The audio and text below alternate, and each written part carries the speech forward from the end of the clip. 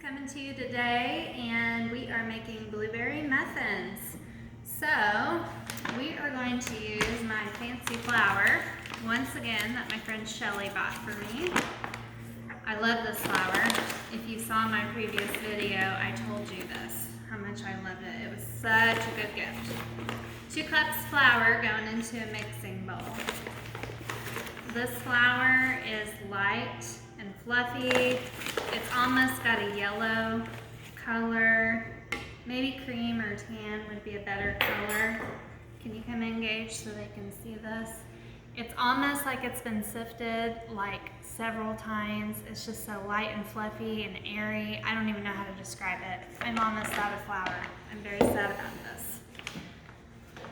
But that is okay. Shelly and I have worked out an arrangement, and I have some more flour coming. I'm very excited. So 2 cups of flour going in. 1 tablespoon of baking powder. This is important, not baking soda this time, baking powder.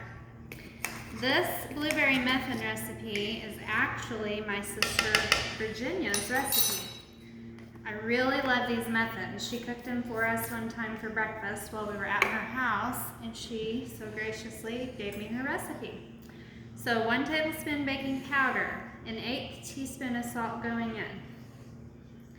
We are going to whisk the dry ingredients together just to get everything incorporated. Oh, this flour is so pretty. Like, seriously, it's pretty. I know, I sound weird. I get excited about things like flour and vanilla, but that's okay. Totally fine, right? 1/2 cup of brown sugar. Question is, do you do light brown sugar or do you do dark brown sugar?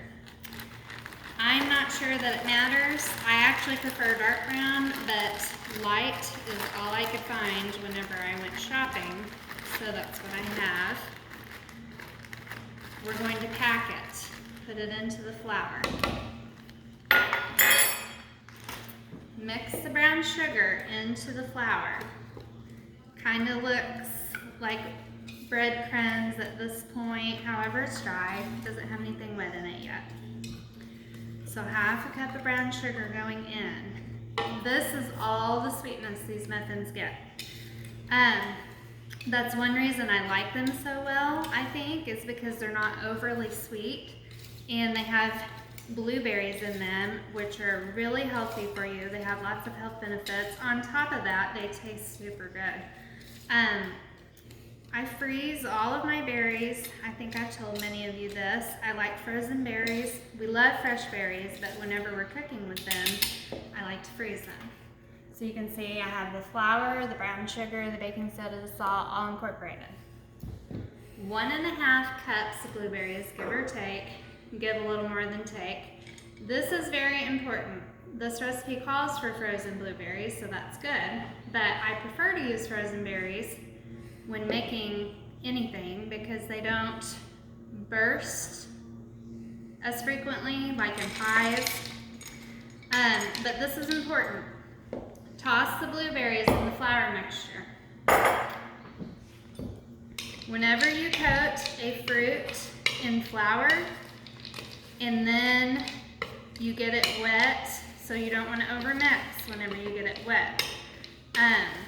But see how these berries are coated in flour? That's going to help them stay in place throughout the muffin instead of all sinking to the bottom. Because these berries are kind of heavy, so they have a tendency to sink. Another thing that I like to do with this particular muffin recipe, whenever it's around Thanksgiving time and there's tons of fresh cranberries, I absolutely love to make these with cranberries. They rise to the top, and muffin tops are my favorite, and I like to just cut the tops off and eat them. And something about that really sour with a little bit of sweet but not so sweet just gets me every time. It's my favorite. Okay, 1 cup of milk going in, whatever milk you have on hand. It's up to you. I forgot to show you, I made a well inside my bowl. And a well is, you know, a well, you separate, it's an empty place, so you put the liquid inside of the dry. So 1 cup of milk going in, 2 large eggs. I'm using 3 eggs simply because I buy farm fresh eggs from a neighbor, and I don't always feel like they're quite as big as some that you might buy at the store. But can I do it again today? Oh, I did it. Not gracefully, but I did it. If you get eggshell in your mixture, shell attracts shell. You can put half of your eggshell into the bowl to fish out the eggshell. The eggshell is attracted to itself. Excuse me while I wash my hands. Okay, we're going to beat the eggs. Just poke the yolks and whisk. We are going to add the eggs into the well. Gage, you might come close, walk up here. Gage is my cameraman today. He's doing a fine job. So there's the well. Okay, going into that, we needed oil. 6 tablespoons of oil I measured out computes to 1/3 cup.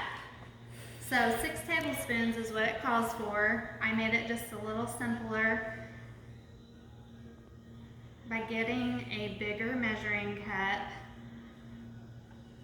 and that saves a little bit of time. I actually wrote that in my recipe so I would know. Okay, we need 1 teaspoon of vanilla. Again, I'm using my fancy vanilla because I feel like this is a fancy dessert for us.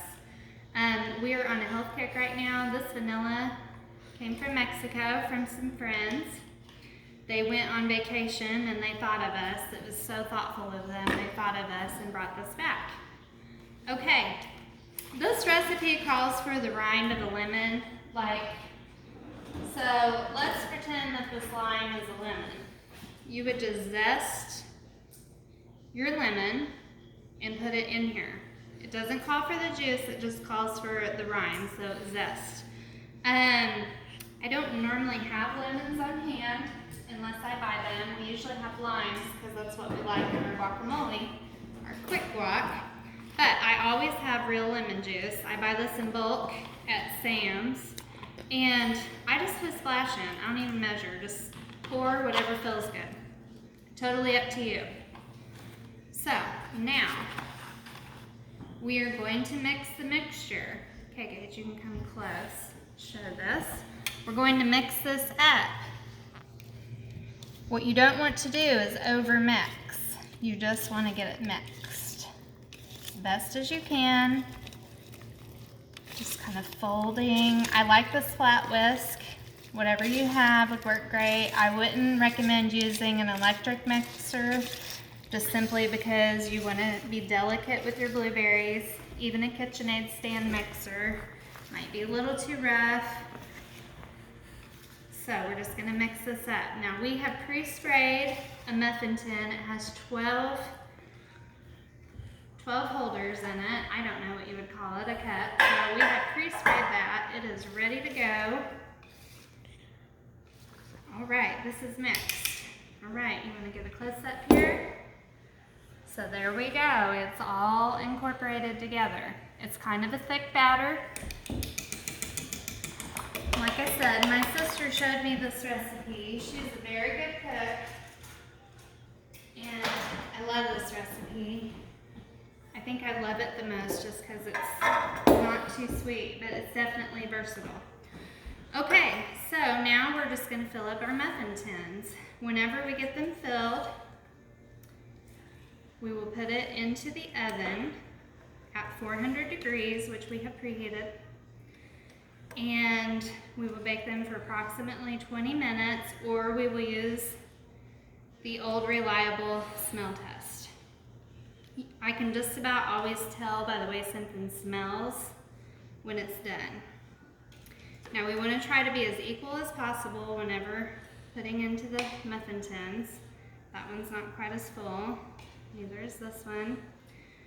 The hope is that we have enough for 12 muffins.